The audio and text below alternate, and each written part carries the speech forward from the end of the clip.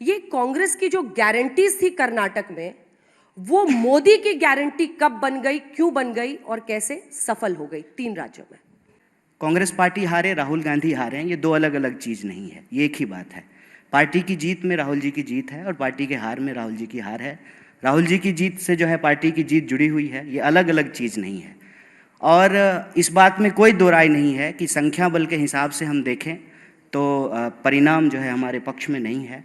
और आपने बिल्कुल सही आंकड़ा दिया है कि जो हिंदी पट्टी है उसके ज़्यादातर राज्यों में बीजेपी की सरकार है। बिल्कुल ठीक बात है, फैक्ट है।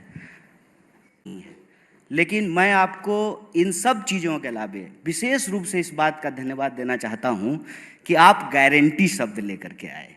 और जो प्रश्न आप हमारे दोनों वरिष्ठ नेताओं से पूछ रहे थे, और पवन जी को बोलने का हमसे ज़्यादा बिल्कुल हक है क्योंकि वो हमारे मीडिया चेयरपर्सन हैं, मीडिया डिपार्टमेंट को हेड करते हैं, तो स्वाभाविक रूप से उनको ज़्यादा बोलना चाहिए। लेकिन हम आए हैं यहाँ पे इनके साथ इसलिए कि हमारे पास आज इस देश को देने के लिए एक अल्टरनेटिव है, एक मॉडल है। और आपने चाहे मतलब ट्रोल करने के लिए ही सही या आरोप लगाने के लिए सही, आपने एक बड़ी अच्छी शब्द का इस्तेमाल किया कि कांग्रेस पार्टी की गारंटी की वजह से कर्नाटका में हमको जीत मिली। तो वो जो गारंटी थी वो मोदी जी की गारंटी कैसे बन गई? और मेरा ये मानना है कि कांग्रेस पार्टी ने इस देश में एक टेम्पलेट सेट किया है। टेम्पलेट ये सेट किया है कि इस देश में सरकार और जनता के बीच में एक संबंध है। संबंध ये है कि जनता सरकार को टैक्स देती है और सरकार बदले में जनता को सुरक्षा, उसके जो है रोजी रोटी, कपड़ा, मकान, इन तमाम चीज़ों को मुहैया कराती है, व्यवस्था कराती है। धीरे धीरे ऐसा माहौल बनने लगा था देश में कि हम लोग टैक्स तो दे रहे हैं लेकिन सरकार क्या देगी ये तय नहीं हो पा रहा था। और मुझे बड़ी इस बात की खुशी है कि जीत किसी की हुई हो, मुख्यमंत्री कोई बना हो, लेकिन एक बात हम सबको मुक्त कंठ से स्वीकार करना चाहिए कि एक बार फिर से लोक कल्याण, वेलफेयरिज्म इस देश की राजनीति के केंद्र में आया है। पहले क्या था ना कि दिन भर हिंदू मुसलमान की बहस में रोजी रोटी, कपड़ा, मकान कहीं छुप जा रहा था। अब तो ये बहुत अच्छा हुआ ना अंजना जी कि हमने कहा कि हम 500 में सिलेंडर देंगे, मोदी जी ने कहा कि हम 450 रुपया में देंगे। तो अब विपक्ष की तरह जो है हमारे पास ये काम है कि कल को हम सिलेंडर लेकर के दिल्ली की सड़कों पे जाएं और मोदी जी से पूछें कि आप चुनाव के वक्त बोले थे कि हम 450 में सिलेंडर देंगे, तो कब दीजिएगा? ये है देश को आगे ले जाने वाली बात, ये है सकारात्मक राजनीति। कि अगर हम इस देश में एक टेम्पलेट सेट कर रहे हैं कि हम बोल रहे हैं कि अगर इस देश में एमपी को, यहाँ हमारे मेंबर ऑफ पार्लियामेंट बैठे हुए हैं, अगर उनको पेंशन मिल सकता है तो इस देश में कांस्टेबल को कहीं नहीं क्यों नहीं मिल सकता है, टीचर को क्यों नहीं मिल सकता है, जो सरकारी नौकरियां करते हैं उनको क्यों नहीं मिल सकता है।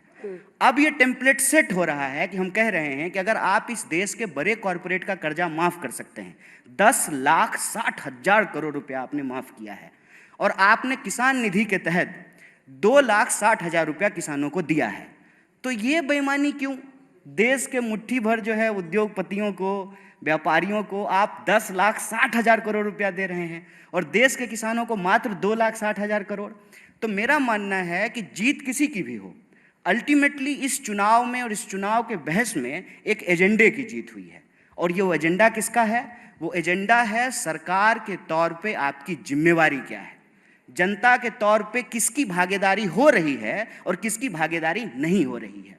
महिलाओं को चाहे डायरेक्ट कैश ट्रांसफर हो, उनका खाता खुलना हो, सबको पक्का मकान दिलाना हो, 5 किलो अनाज हो, तो ये तो पुराने नेता हैं कांग्रेस के, आपको बताएंगे। इसमें से कोई ऐसी योजना नहीं है जिसकी नींव कांग्रेस पार्टी के द्वारा नहीं रखी गई। इंदिरा आवास योजना के तहत गरीबों का पक्का मकान बनाया जाता था, पीडीएस सिस्टम के तहत जो है गरीबों को जो है अनाज दिया जाता था, और डायरेक्ट कैश ट्रांसफर करने के लिए इस देश में आधार की योजना लाई गई। पहली बार ऐसा हुआ कि बायलैटरल एंट्री से कांग्रेस पार्टी एक ब्यूरोक्रेसी का सिस्टम लेके आई कि हम आधार कार्ड बनवाएंगे, सबका खाता खुलवाएंगे और डायरेक्ट कैश ट्रांसफर करेंगे। और मैं आपको याद दिला दूं कि 2019 में कांग्रेस पार्टी का जो एजेंडा था उसमें राहुल जी ने बार बार एक योजना की बात की थी, उन्होंने न्याय की बात की थी कि पूरी दुनिया में जब यूनिवर्सल इनकम की बात हो रही है, अगर हम ये कह रहे हैं कि दुनिया में भारत जो है फास्टेस्ट ग्रोइंग इकोनॉमी है, 5 ट्रिलियन की इकोनॉमी हम बन जाएंगे,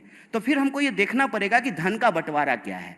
जैसे अगर हम ये देखेंगे ना, अगर हम आज तक चला रहे हैं मान लीजिए, या ललन टॉप चला रहे हैं, तो अंजना जी को कितना सैलरी मिल रहा है, और अंजना जी का दफ्तर साफ करने वाला जो स्वीपर है उसको कितनी सैलरी मिल रहा है। एक अंजना जी की सैलरी में कितने ड्राइवरों को सैलरी मिल सकता है। ये जो धन का बंटवारा है ये देखना पड़ेगा, क्योंकि आंकड़ा ये कहता है कि इस देश में 1% लोगों के पास 99% प्रॉपर्टी अकोमुलेट हो गई है। तो 99% जो लोग हैं उनके पास जो है दोबारा रोजी के लिए, रोजगार के लिए, शिक्षा के लिए, कपड़े के लिए, उनके बच्चों के जो है भविष्य के लिए सरकार क्या उपलब्ध कराएगी। और मैं बहुत खुश हूं इस बात से, चुनावी परिणाम जो भी हो, कि एजेंडा कांग्रेस पार्टी का जीता है।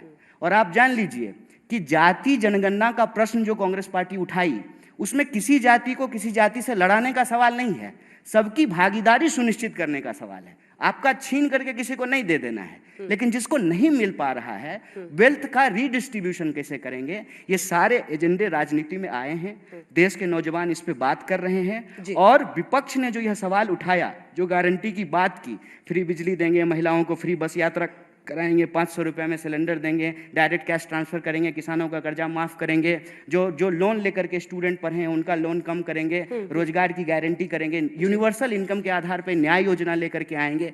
इन सवालों से ये हुआ है कि मोदी जी को भी राजस्थान में कन्हैया लाल करते करते ये कहना पड़ा कि हम 450 में सिलेंडर देंगे। और जब एक बार मोदी जी ने कह दिया तो जो सवाल पूछ रहे थे प्रमोद जी, वो सवाल अब हम भी पूछ सकते हैं फिर से कि आपने तो कहा था कि हम 15 लाख आपके खाते में पहुंचाएंगे, हर साल 2 करोड़ नौकरी देंगे, आपने कहा था कि 2022 तक पक्का मकान बना देंगे, बुलेट ट्रेन कब चलेगा।